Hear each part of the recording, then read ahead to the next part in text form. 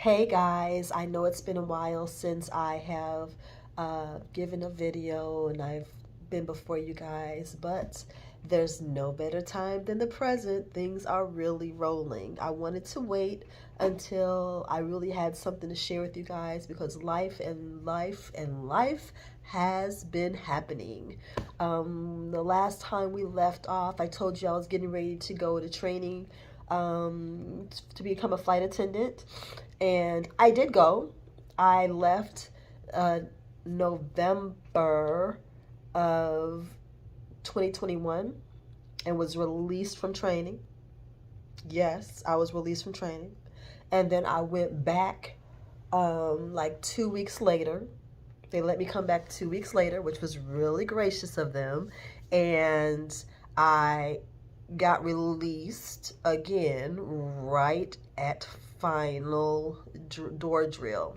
Yes, I went all the way through to the very last door drill and was released from training. Like my badge, my cabin keys, and everything were in the next room, and I was released from training. It was kind of depressing.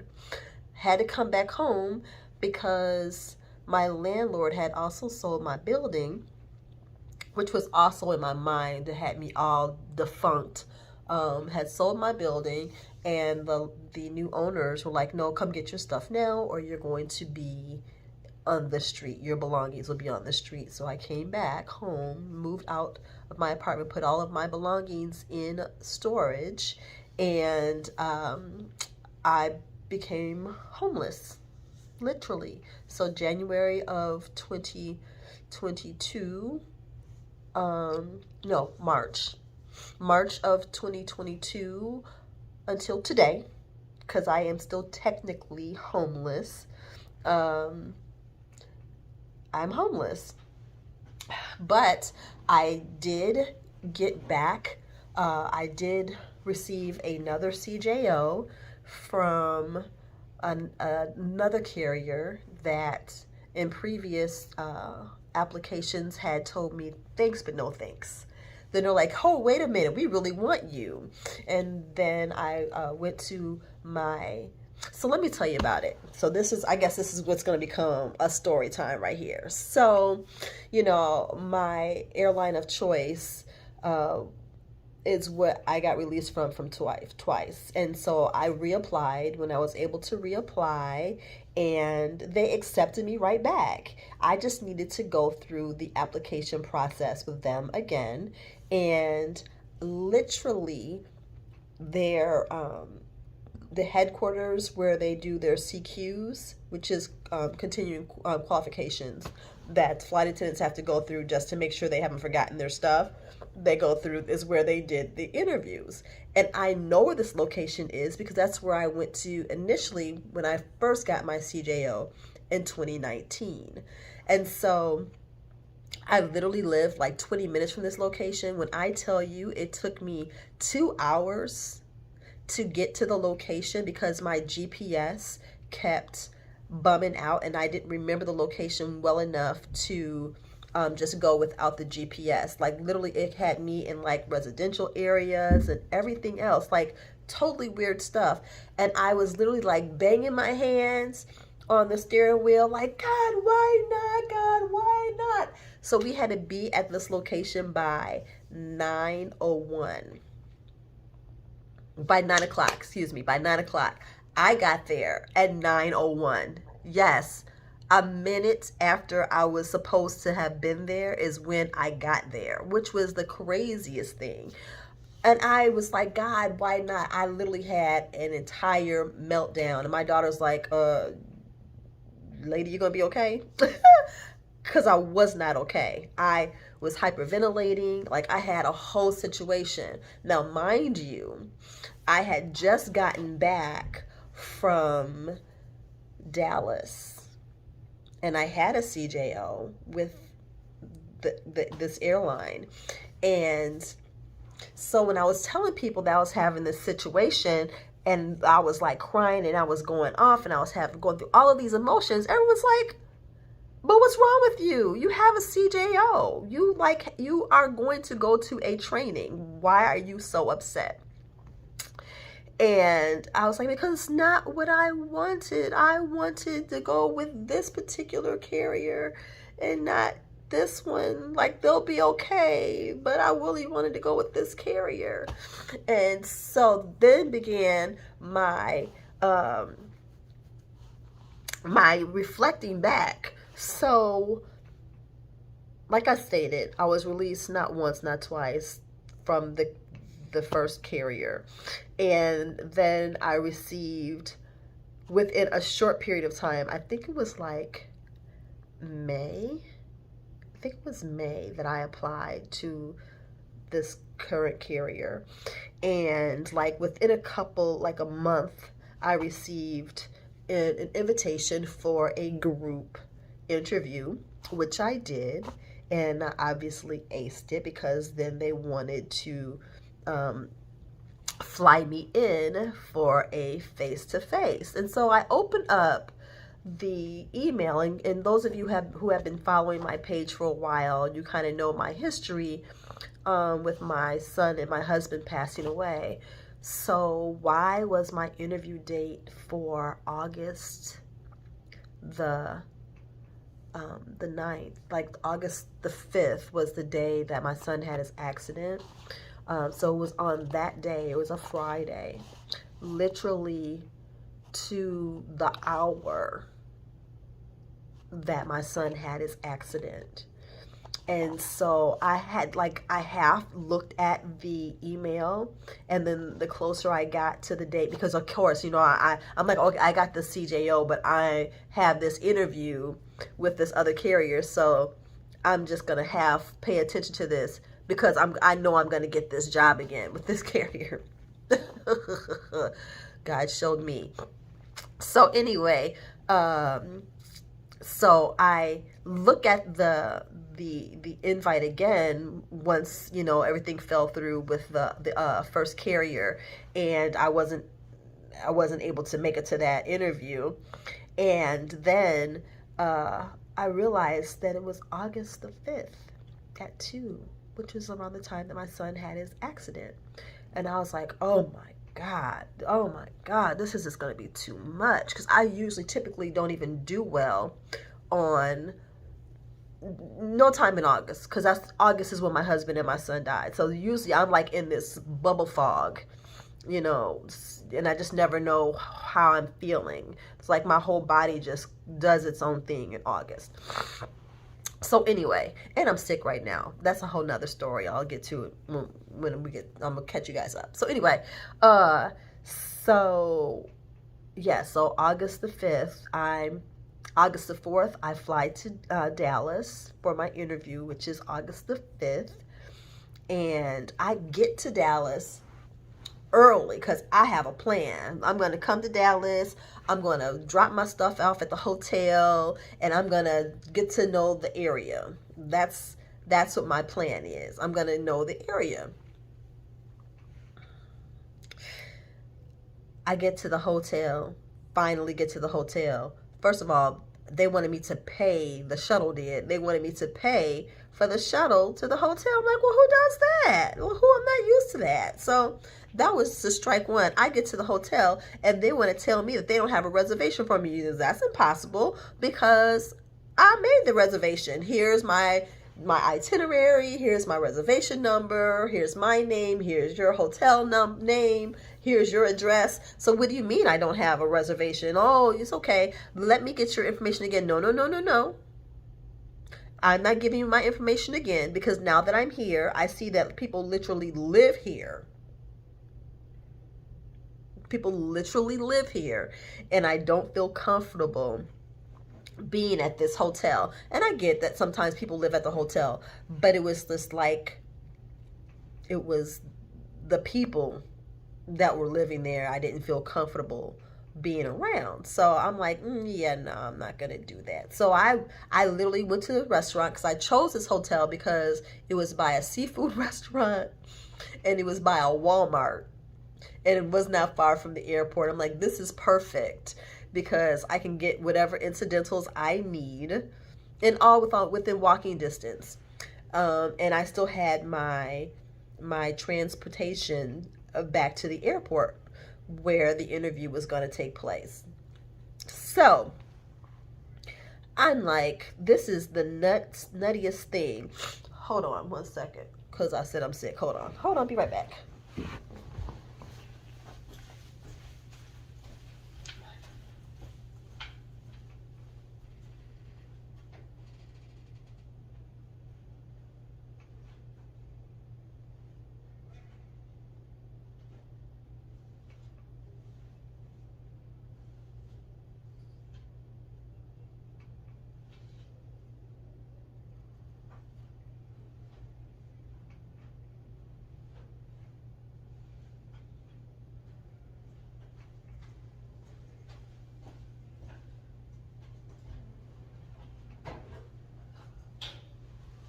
Sorry about that.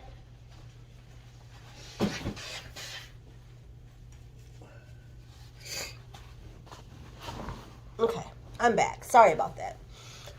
So I sat at the restaurant for like 3 hours while I would decompress because I was so upset with what was going on at the hotel that this man was literally trying to make me have now a reservation at a hotel where their reservations and go, it's cold in this hotel room, and I just turned the heat up. So, and it's all again because I'm sick. So, yes, I travel with my own blanket because I just like to feel some of my regular comfort.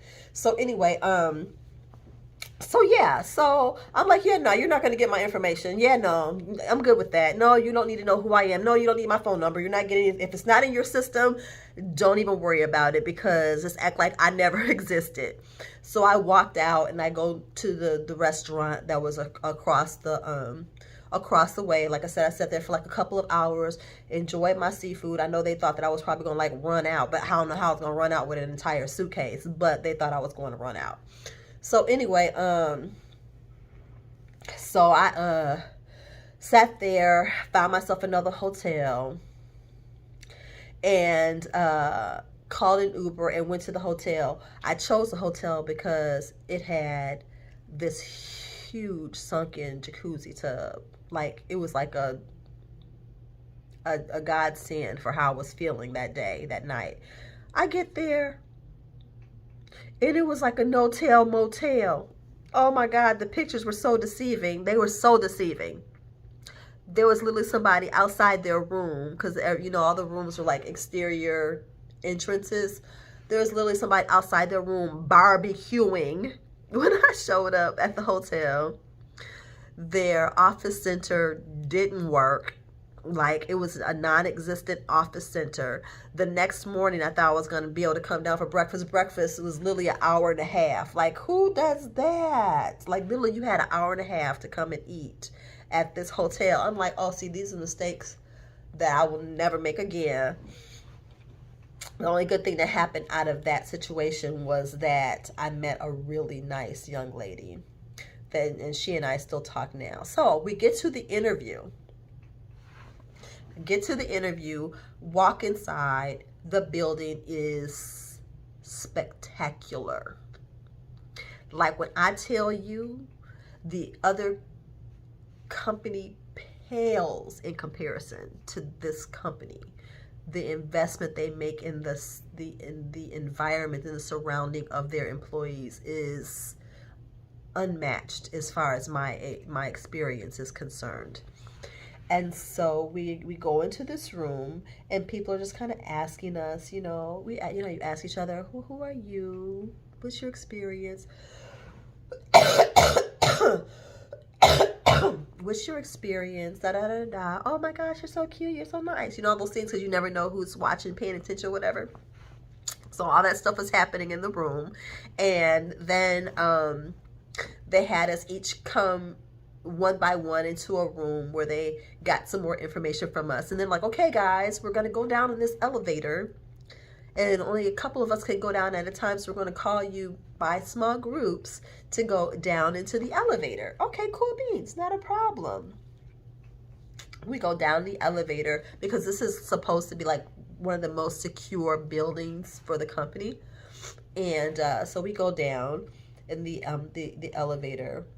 and we are in a conference room. Now, what I love is that this building is all glass. All exterior walls is glass. Beautiful. And this is going to be long. It's going to be more than 20 minutes. So stick with me. Stick with me. You're going to be glad that you did. So anyway, so we're in this interview. Of course, it was like a 3-step type of a thing. How do you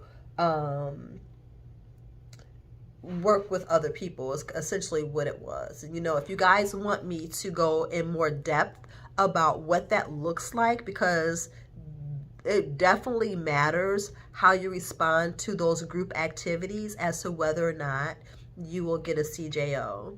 It really does. And I saw that to be proof positive in what occurred during this group interview process. So it really does matter how you are responding, because you are working together as a group.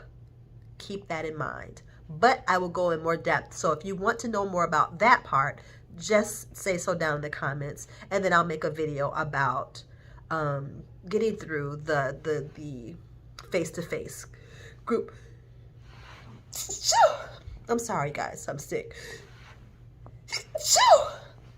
Sorry. But yes, so we did a couple of activities, and then they're like, okay, guys. Be careful, because I don't want to get in trouble. But they had us to go back up the same way that we came down in groups. And then those of us who they, were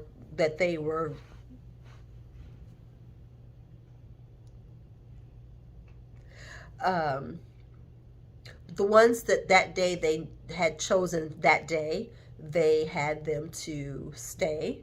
And we went through the rest of the hiring on process, like literally that day, like drug test, fingerprinting, sign here, sign there, you're there. So how I got mine was that I was called,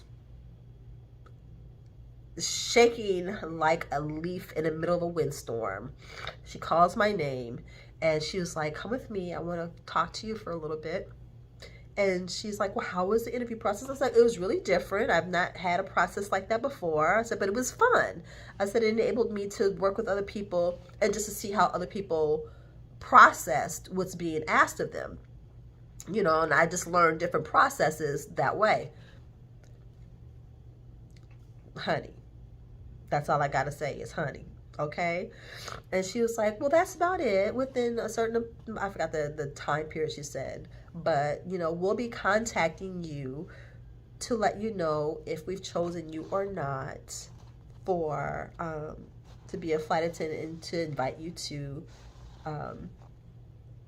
flight attendant training. And I was like, okay. And I said to myself, oh, Steph, it's okay. If you still want this, just try for another carrier, but you're okay. Don't worry about it. And this is, I'm like mentally telling myself this. And she's like, oh, I do have one other question for you. And I was like, sure. For that, she's like, I really like your nail polish. She says, very complimentary. And it was like not a red, like everyone always chooses a red, but it was more like a melony color. But it was really cute. I wonder if I can ever find that color again. But it was a very cute color nonetheless. And so she just kept on complimenting the color. She's like, I really like you. Your nails are really, really nice. I love that color on you. And I was like, thank you so much. And I told her the name of the color at the time, because I had just got my nails done like 2 days prior. And so she's like, so I have one more question for you. And I was like, sure, what's that?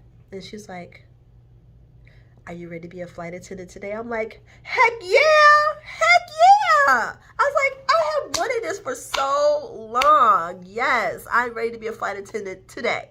Can we fast forward everything and just do it now? And she just started laughing. She says, I love that. She's like, we would love to have you. We all love you.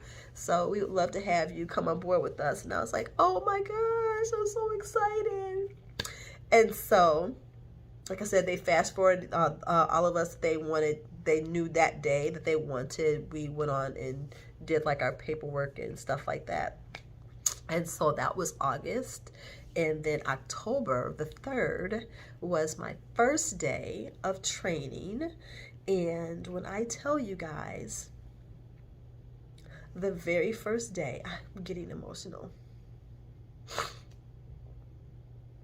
The very first day that I stepped foot on campus, I just knew it was going to be a different process for me. I just knew that it was going to be a completely different experience for me. I just knew that I was home. I knew I was home, finally. I was home. And I just don't even know. I just felt so different. The atmosphere of my airline, yes, my airline. First of all, I'm saying my airline was so warm. The walls, the environment, everything was warm. It wasn't stark and sterile and uninviting. It wasn't like you're in this like sterile environment. It was very welcoming. Although the training itself, because of how it's structured, is harder than the other training, it wasn't made to be harder, if that makes any sense. And so as long as you're paying attention in class, you'll be successful. As long as you're focusing on why you're there and not allowing external things to disrupt your learning process, because we're called learners, you'll be successful because they set you up for success. My instructors set us up for success. And so I can't imagine the other instructors being much different. So October the 3rd is when we started. First day, we got fitted for our uniforms, which was different from the other carrier. First day, had uniforms in like 2 weeks, 3 weeks. Wore uniforms a couple times a week. So you were like becoming accustomed to what the expectation was. You know, you knew the uniform pieces that were complimentary for you. You knew what would be like policy, like what would you be in, oh God, what is the word I'm looking for? Regulation, you know, what is a regulation uniform and what is not, you know. So they allowed you that time while you were there to get it together so you could have, as we called in the love bubble, the appropriate correction before you hit the line. And I was able to meet some amazing people that I only suspect will grow closer and closer, more dear to me as time progresses. But yes, so I'm recording this on Saturday, November the 19th at 10 to 6 East Coast time. Because that's where I am. I'm in Philly, y'all.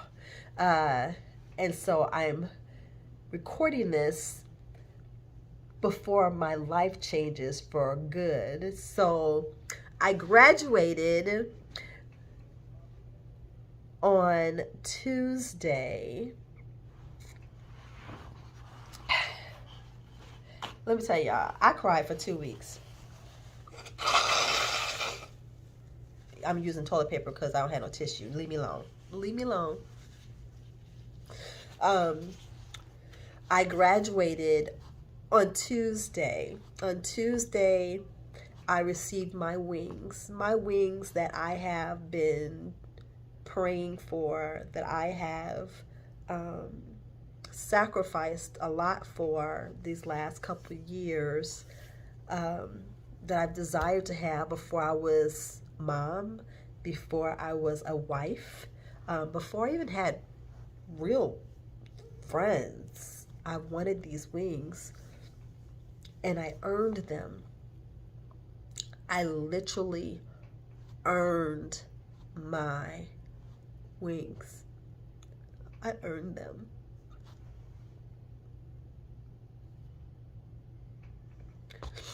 I'm trying not to cry because, again, I've been crying for 2 weeks. I've been crying. We had ceremonies that were amazing, you know, part of the family. There are ceremonies that are had that other airlines don't do. Like, literally, this airline is so loving, so warm. I'm so glad to be a part of it. God tore up my entire life to give me what I needed to have. And so at the end of this video, if I can share anything with you, and if you take anything away from this video, let it be this. Just because it appears as though everything is falling apart, don't be discouraged, because it has to fall apart for it to fall into place. And that is the best thing I can tell you in closing, is that my life is falling into place. God had to disrupt what was going on in my life for it to fall into place, for him to allow things to fall into place.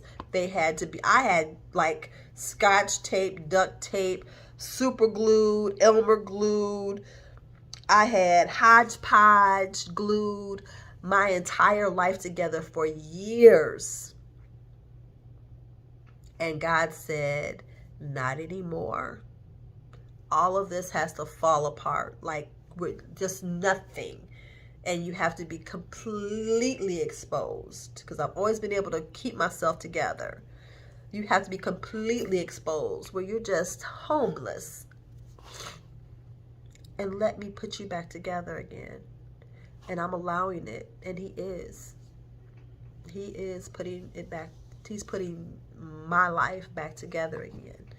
And so, guys, I will bring to you more videos as we begin this journey with me as a flight attendant, Philly-based.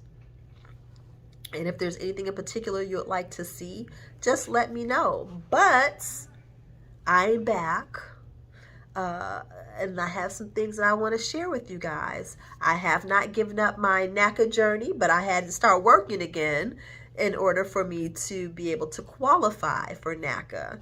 And so I'll be bringing more information with regards to that as well. So stay tuned. I'm going to hit that head on beginning the first of the year, once I kind of have what my job responsibilities are looking like. And then we're going to hit the ground running with this home ownership thing. And hopefully by my birthday next year, I will be a homeowner. Prayerfully get this together. Okay, so again, if there's anything in particular you want to see, guys, put it down there in the comments. And I hope that you've enjoyed my story time, because it was quite an experience. But nonetheless, it was a beautiful experience, because it was mine. It was mine. And I'm grateful for it. But I will talk to you guys later. I don't want to be on here long, because I know you guys kind of tire out around 15-20 minutes. So stay. I'm glad you stayed. If you stayed this long, I'm glad you stayed. That means you really care. But may the Lord bless and keep you. May his face shine upon you and be gracious unto you. May he lift up his countenance upon you and give you his peace. Peace. Until the next time. Bye-bye.